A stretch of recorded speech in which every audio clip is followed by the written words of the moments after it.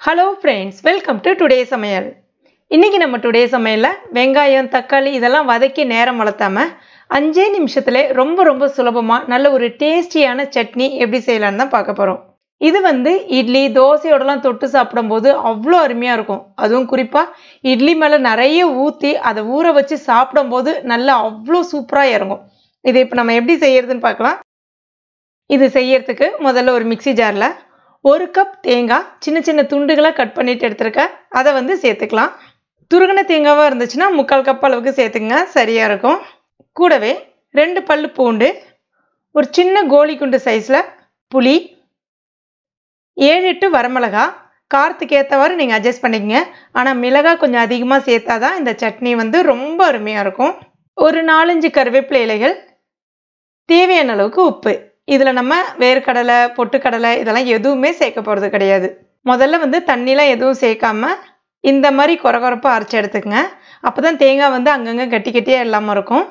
அடுத்தது தேவையான அளவுக்கு தண்ணி சேர்த்துட்டு நல்லா நைஸாக இந்த மாதிரி அரைச்சி எடுத்துக்கலாம். இப்போ இதை நம்ம ஒரு பாத்திரத்தில் மாற்றிட்டு மிக்சியில் தாராளமாகவே தண்ணி சேர்த்துட்டு மிக்சியில் லைட்டாக அலசிட்டு அதையும் இது கூட சேர்த்துக்கலாம். இந்த சட்னி திக்காக இருக்கிறத விட தண்ணியாக இருந்தால் தான் சாப்பிட்றதுக்கு ரொம்ப இதமாக நல்லா இருக்கும். இப்போ இதுக்கு ஒரு தாளிப்பு கொடுத்துடலாம்.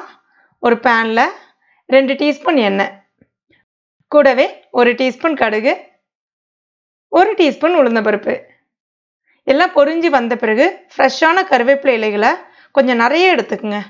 நல்லா கையால் கிள்ளிட்டு சேர்த்துக்குங்க. மணமாகவும் இருக்கும், சுவையாகவும் இருக்கும். அடுத்ததாக ஒரு கைப்பிடி அளவுக்கு பொடிசாக கட் பண்ண வெங்காயம் சேர்த்துட்டு லைட்டாக ஒரு முறை வதக்கி விட்டுக்கலாம். வெங்காயம் சேர்த்து அந்த சட்னியில் தாளிக்கும் போது பார்த்தீங்கன்னா அவ்வளோ சூப்பராக இருக்கும். இப்போ இந்த மாதிரி நல்ல நிறம் மாதிரி வந்த பிறகு இப்போ இதை நம்ம சட்னியில் சேர்த்துட வேண்டியதுதான். அவ்வளோதான். மணக்க சுவையான சிம்பிளான 5 நிமிஷத்தில் சட்னி ரெடி ஆகிடுச்சு. நீங்கள் உங்கள் வீட்டில் ட்ரை பண்ணி பாருங்கள். இட்லி மேலே அப்படியே ஊற்றிட்டு எடுத்து சாப்பிட்டிங்கன்னா நல்ல தேவாமிர்தமாக உள்ளே இறங்கும். இன்னும் பின்ன 2 இட்லி உள்ளே இறங்குன்னு சொல்லலாம். அவ்வளோ டேஸ்ட்டாக இருக்கும். இப்போ தக்காளி விற்கிற வேலைக்கு இந்த மாதிரி சட்னி செய்து பாருங்கள். நேரமும் மிச்சமாகும், செலவும் மிச்சமாகும். கண்டிப்பாக ட்ரை பண்ணி பாருங்கள். ட்ரை பண்ணி பார்த்துட்டு மறக்காமல் எனக்கு கமெண்ட் பண்ணுங்கள். இந்த வீடியோ உங்களுக்கு பிடிச்சிருக்கும் நம்புறேன். பிடிச்சிருந்தா மறக்காமல் லைக் பண்ணுங்கள்.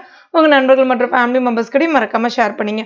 மேலும் இது போன்ற டேஸ்டி ரெசிபிகளுக்கு நம்ம டுடே சமையல் இது வரைக்கும் நீங்கள் சப்ஸ்கிரைப் பண்ணலைன்னா உடனே சப்ஸ்கிரைப் பண்ணிங்க. கூடவே மறக்காமல் அந்த பெல் நோட்டிஃபிகேஷன் சிம்பிளையும் ப்ரெஸ் பண்ணிங்க. தேங்க்யூ.